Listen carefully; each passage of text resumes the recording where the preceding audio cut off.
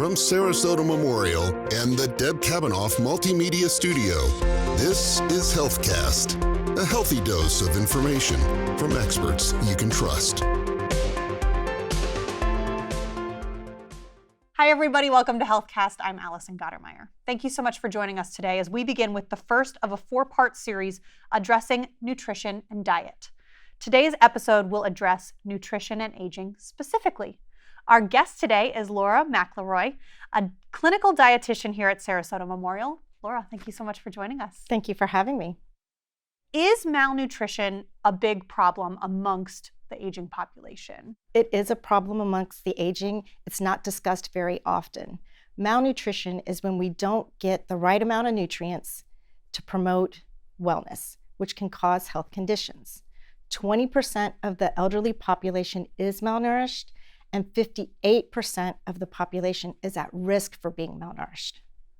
When we're saying malnourished, we're not necessarily talking about starving or anything like that. We're just saying not getting the right nutrients, Not correct? getting the right nutrients. So when you first meet an aging patient who might come to see you, they're looking to alter their nutrition, make sure they're not becoming malnourished. What are some of the misconceptions you most commonly hear? Two of the biggest misconceptions I hear is that I'm getting older, I don't need as much, or I'm not moving, I don't need as much. So what do they actually need?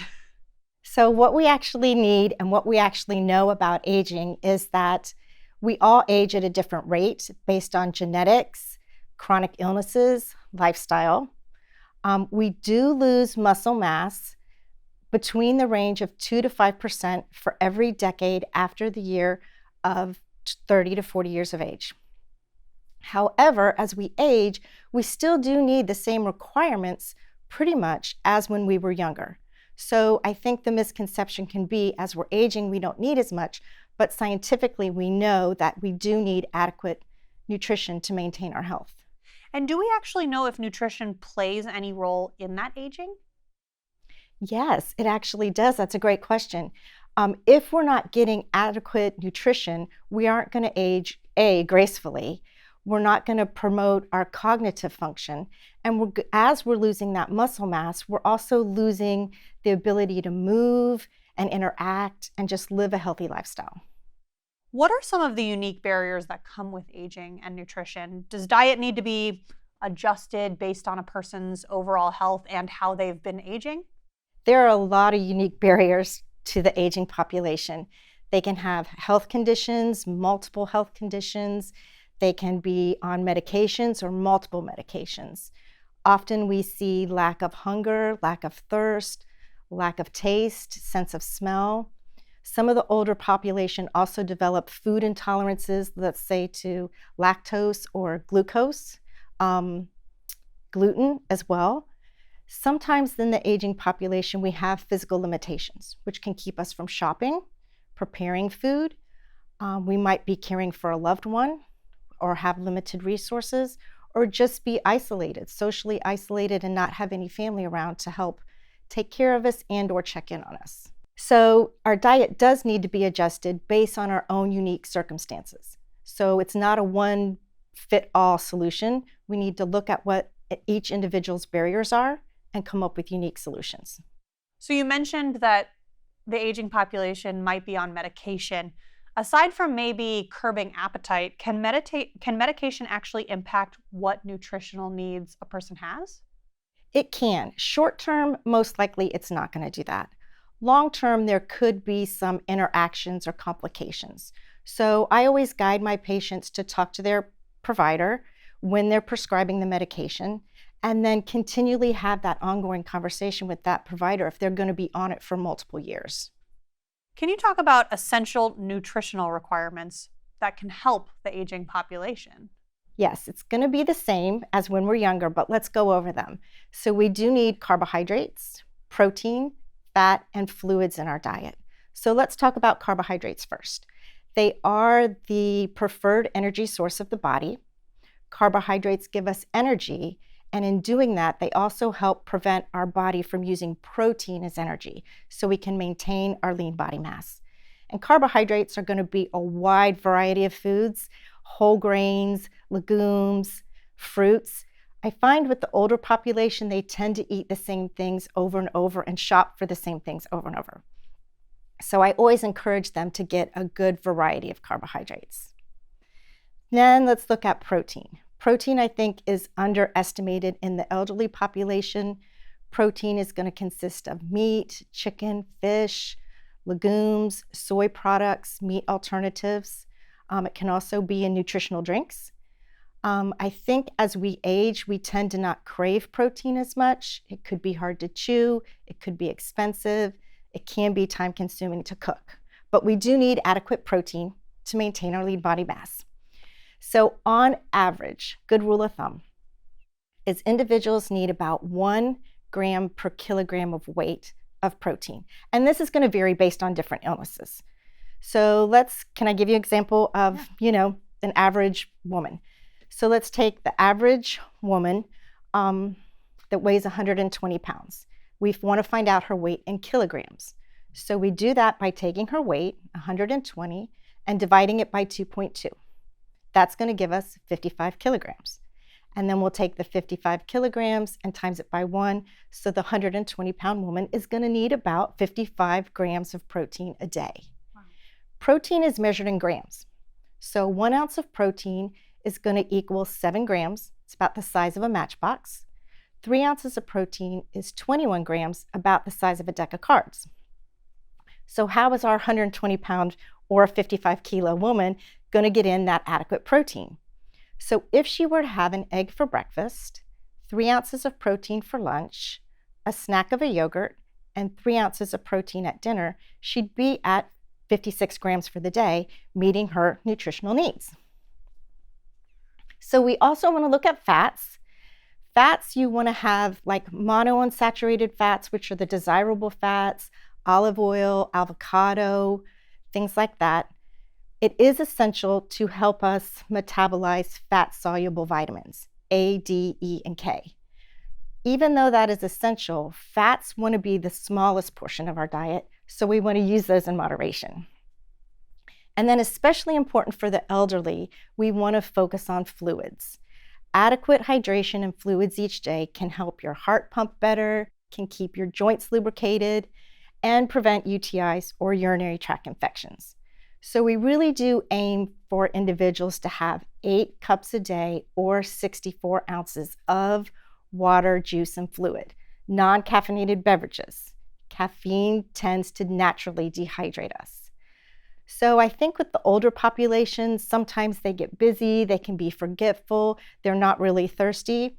So I'll have them try to track their fluids each day by maybe measuring water into a pitcher or having 8 magnets on the refrigerator, and each time they have something to drink, they take a magnet off because it's easy to lose track. If you're not sure of how much fluid you are drinking now, I would say find a way to track it. Maybe have a little post-it, put a check on it each day and see where you are. Being older, you do want to consume more fluids earlier in the day because no one wants to be up at night going to the bathroom. How often do you see patients who are dehydrated and don't even know it? Very often. And dehydration can cause dizziness, which can promote falls, which can increase hospitalizations. Medications can cause dehydration. The heat in Florida can cause dehydration. So I tend to think we tend to undervalue how important fluids are. And I think the older population was not raised drinking tons of fluids like today in our culture we do. Everyone's got a huge water bottle, everyone's walking around. I think that's just not part of the elderly population's lifestyle. So just finding ways to encourage them to monitor how much they're drinking. You mentioned the essential nutritional requirements. Let's talk about the vitamins and minerals needed for an aging person. You had mentioned some things like A and K, but what are the essential vitamins and minerals needed? Let's talk about what I'm considering the top 3. As we age, we tend to absorb and metabolize vitamins and minerals differently. So the 3 I want to look at would be B12, iron, and calcium. These are all important for functional and cognitive function. They also can help with immunity. So B12 is naturally found in red meats. It's also found in fortified cereals, tempeh, nutritional yeast. So we want to find a way to include those type of products in our daily diet to be sure we're getting adequate B12. It can really help us with maintaining our muscles and repair tissue. Then we want to look at iron. So iron is also an essential mineral vitamin that we need in our diet, and that can come from dairy products, fortified cereals, dark leafy green vegetables. So we always want to try to include those in our diet as well. 2 tips for absorbing iron in our diet. We can cook with cast iron cookware. That food will actually absorb some of the iron from that, which can enhance our intake of iron. And also, if you're eating a high iron food, you want to pair it with a food with vitamin C. So for example, if you're having a fortified cereal, having strawberries on it.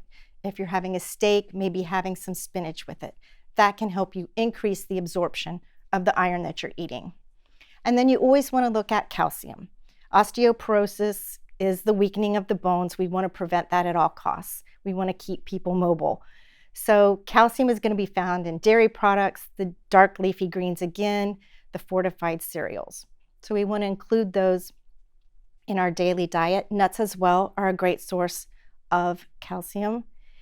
If you avoid lactose, there are many calcium fortified foods such as calcium fortified orange juice that people could include in their diets. If someone's listening to this HealthCast episode or watching this and saying, I know that those are important vitamins. I know I don't get enough of them. Can supplements be a good option for them?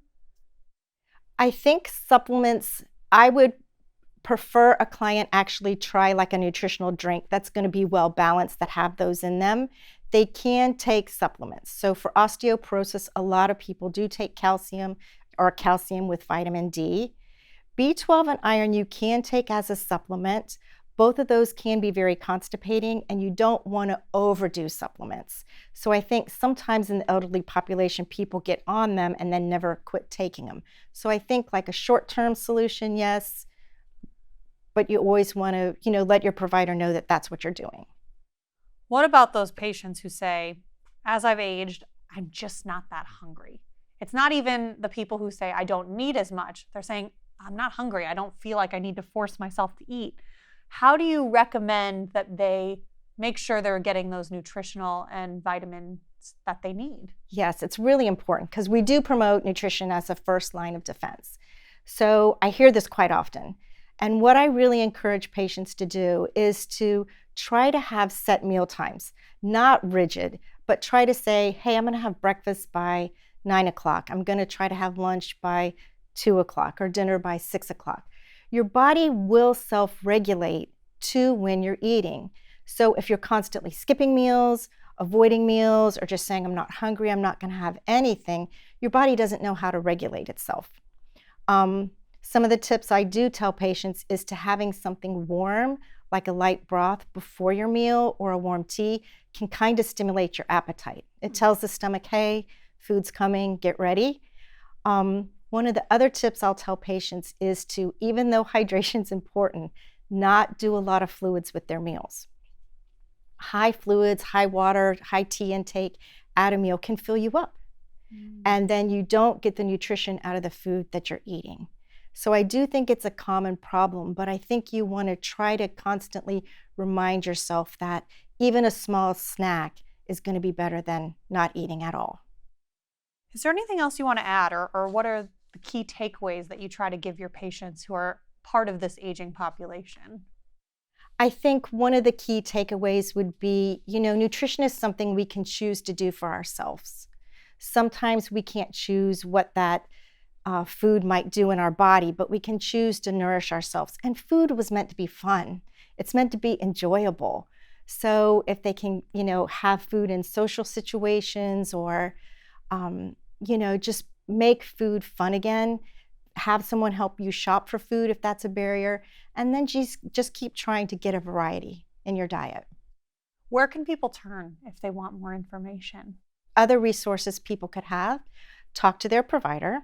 If you have a chronic illness, talk to or find a local support group. We have tons of support group for every different kind of situation you might have.